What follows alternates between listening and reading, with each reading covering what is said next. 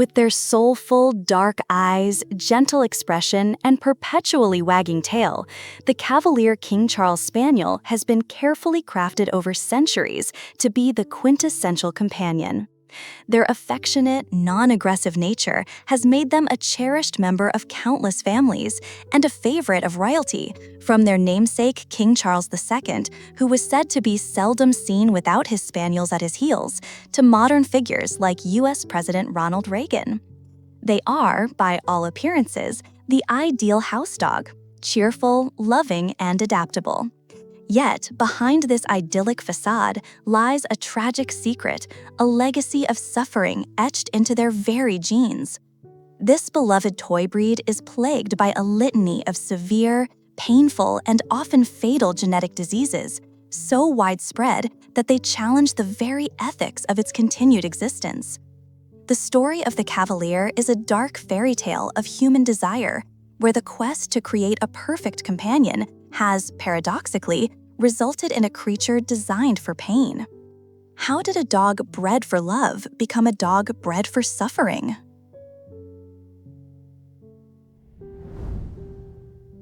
The most devastating and widespread affliction in the breed is mitral valve disease, MVD.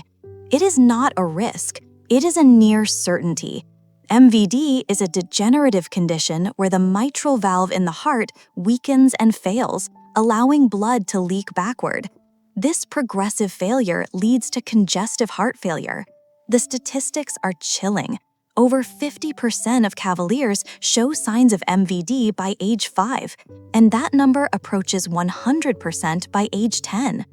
For an owner, this means watching your vibrant, loving companion slowly decline. The first signs are subtle: a soft cough after exercise, a reluctance to play. Soon it becomes a persistent hacking cough, labored breathing, and fainting spells as the dog's body is starved of oxygen. The final stages are a heartbreaking battle for every breath. For the Cavalier, it is a life cut tragically short by a heart that was simply too full of love to keep beating.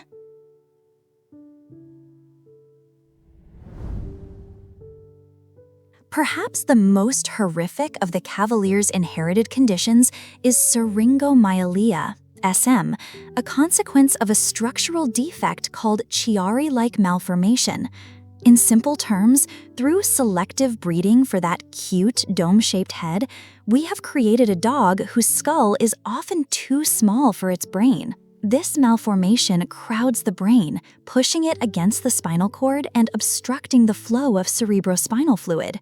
The pressure change forces fluid into the spinal cord, creating fluid-filled cavities or syrinxes.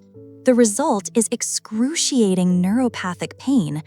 Dogs with SM may phantom scratch at their neck and shoulders, yelp in pain when lifted or touched, become sensitive to having their collar on, or even develop a wobble or weakness in their limbs. They live in a state of chronic pain that is often invisible to the casual observer, a constant agony caused by a feature we bred them to have.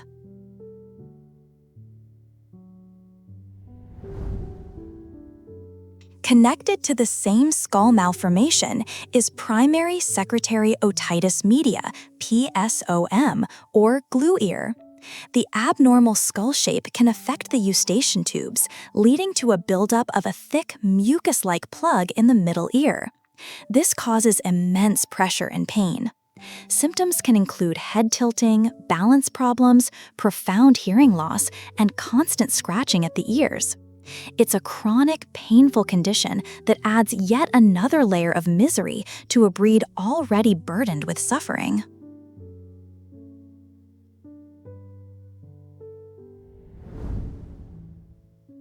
The Cavalier's genetic lottery is further stacked against them with a high prevalence of orthopedic issues. Hip dysplasia, a malformation of the hip joint, leads to painful arthritis and lameness.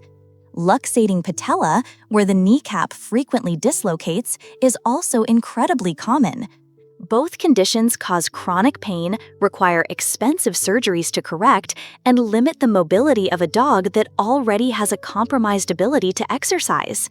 A simple jump off the sofa can result in a yelp of pain and a trip to the veterinary surgeon.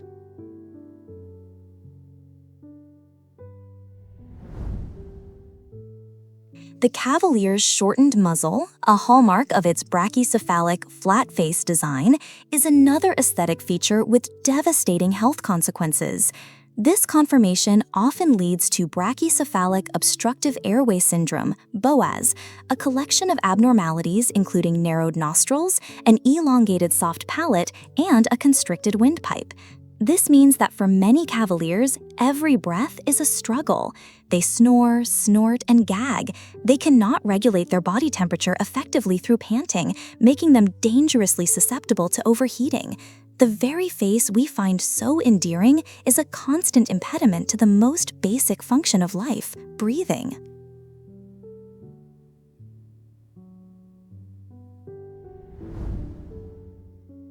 Bred for centuries to be nothing but a companion to royalty, the Cavalier's psyche has been shaped as profoundly as its body. They are Velcro dogs in the truest sense, and their dependency on human companionship is absolute. While this makes them incredibly loving, it also makes them prone to severe separation anxiety. When left alone, a Cavalier can experience genuine psychological distress, leading to destructive behavior, incessant barking, and deep despair. They are not a pet you can leave for 8 hours a day. They are a full-time emotional commitment.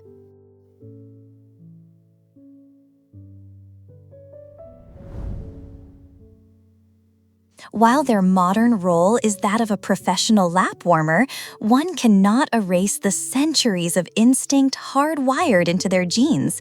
The Spaniel in their name is not merely a title, it is a direct link to their ancestral purpose.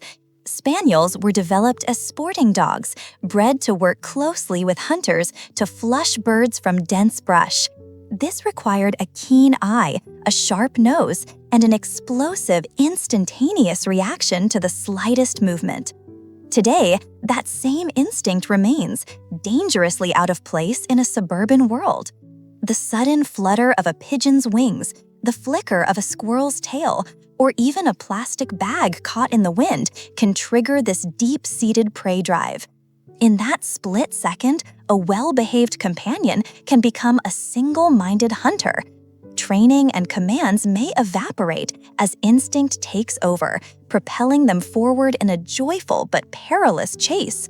For the Cavalier, this isn't an act of disobedience. It is the fulfillment of a primal urge they do not understand and cannot control.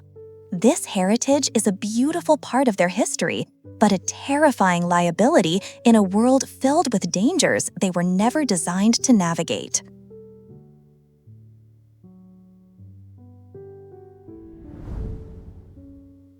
Compounding the risk of their chase instinct is a profound, almost childlike innocence. Cavaliers were not bred to be wary, suspicious, or defensive. They were engineered for one purpose: to love and trust humans unconditionally. This breeding has systematically stripped them of the natural caution that protects most animals. As a result, they possess virtually no sense of self-preservation. This is not an exaggeration. A Cavalier will fixate on a rolling ball with such singular focus that the sound of an approaching car becomes irrelevant background noise. They will bound joyfully toward a strange dog, their tail wagging in universal greeting, completely oblivious to the stiff posture, bared teeth, and low growl that signals imminent aggression. They simply do not possess the mental framework to recognize a threat. This engineered trustfulness, while endearing, makes them incredibly vulnerable. It places an immense and constant burden of vigilance on their owners, who must serve as their dog's perpetual risk assessment system, protecting them from a world they are fundamentally unequipped to understand.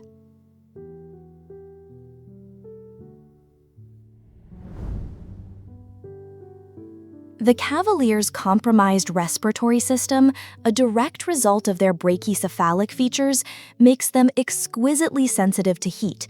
For most dogs, panting is an efficient cooling mechanism, allowing for rapid evaporation of moisture from the tongue and respiratory tract. For a Cavalier, it's like trying to cool a car engine with a tiny clogged radiator. Their narrowed nostrils, elongated soft palate, and constricted airway make the entire process labored and inefficient. This means that situations that would be comfortable for other dogs can be life-threatening for a Cavalier. A short walk on a humid summer afternoon, a few minutes spent waiting in a car without air conditioning, or even a vigorous play session in a warm room can quickly lead to overheating. The signs of heat stroke, frantic panting, thick saliva, dark red gums, vomiting, and collapse can appear with terrifying speed. Owners must be hyper-aware of the climate, providing air-conditioned spaces, avoiding midday walks, and understanding that their dog's beautiful flat face is a critical and permanent liability in warm weather.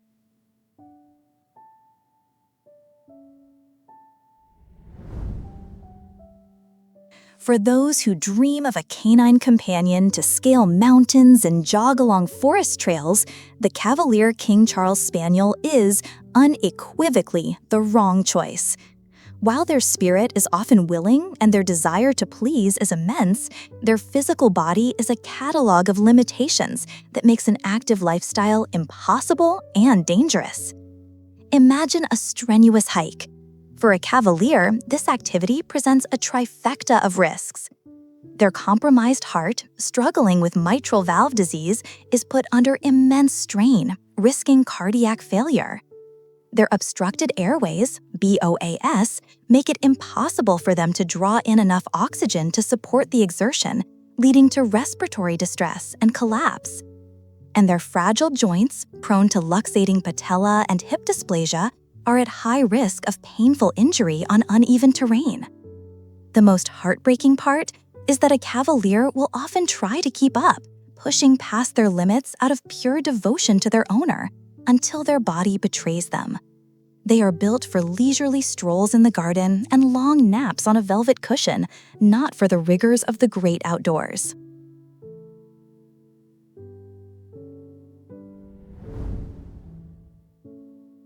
The story of the Cavalier is a tragic romance between royalty and ruin.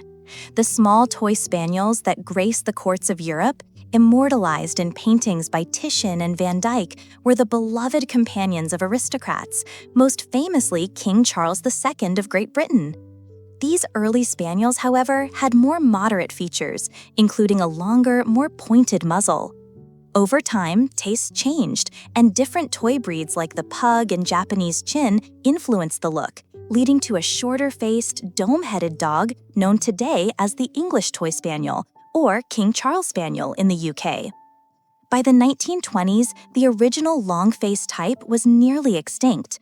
An American enthusiast named Roswell Eldridge sparked a revival, offering prize money at dog shows for spaniels resembling those in the 17th century portraits. This effort to recreate the breed relied on a very small number of foundation dogs, creating a catastrophic genetic bottleneck. In the rush to conform to a nostalgic ideal, breeders intensively inbred from this limited stock. Harmful recessive genes for conditions like MVD and syringomyelia became concentrated and widespread. The obsession with achieving a specific cute look, the large eyes, the shortened face, directly created the anatomical disasters that plague the breed today.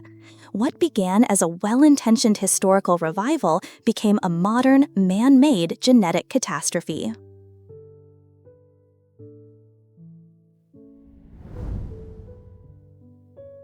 The initial purchase price of a Cavalier puppy, which is already substantial, is merely a down payment on a lifetime of predictable and often staggering veterinary expenses.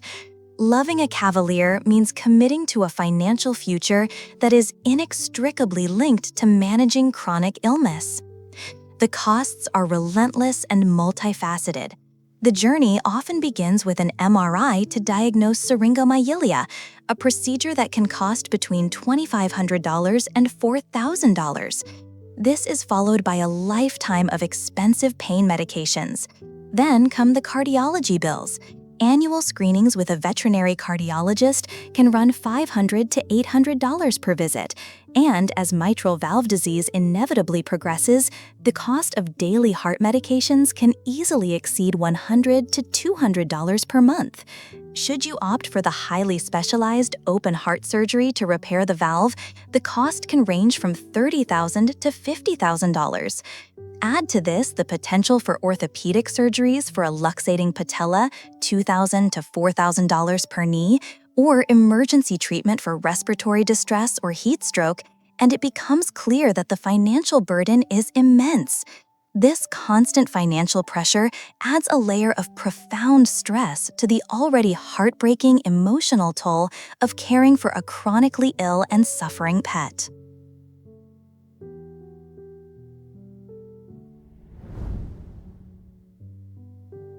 For decades, veterinarians and animal welfare advocates sounded the alarm about the Cavalier's health crisis, but their pleas were often dismissed by the breeding community. In 2022, the argument moved from the dog show ring to the courtroom, and the world was forced to listen.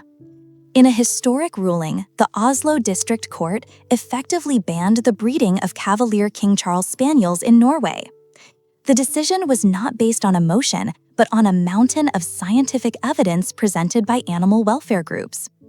The court concluded that because the breed is so universally afflicted with a host of painful conditions, it is no longer possible to produce healthy offspring from the existing registered stock. Therefore, the very act of breeding them was a violation of Norwegian animal welfare law, which states that animals must be bred to have good health. The ruling was a seismic event, representing the first time a government body had legally declared a breed too unhealthy to be ethically propagated. It served as a global wake-up call, challenging kennel clubs and breed enthusiasts everywhere to confront the stark reality that our pursuit of breed purity has, in this case, created a legacy of suffering.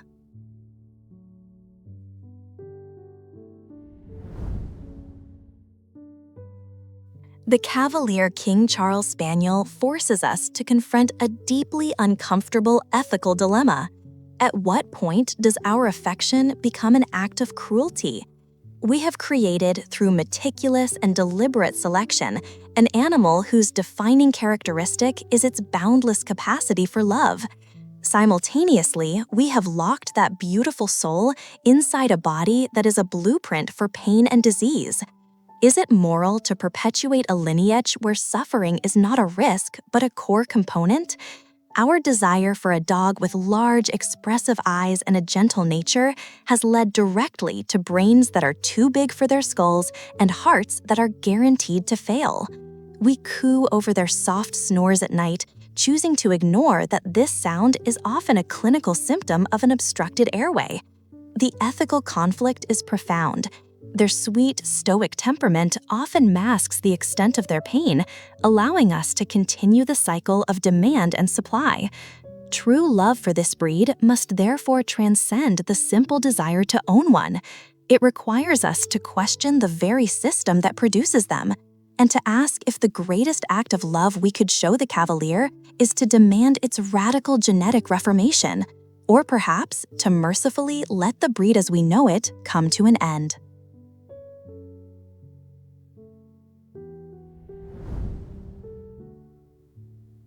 The situation is dire, but not entirely without hope. The solution requires a radical shift in our priorities, moving from aesthetics to welfare. For prospective owners, the most ethical choice is to adopt, not shop. Cavalier rescue organizations are filled with dogs needing loving homes. If you must purchase from a breeder, your research must be exhaustive.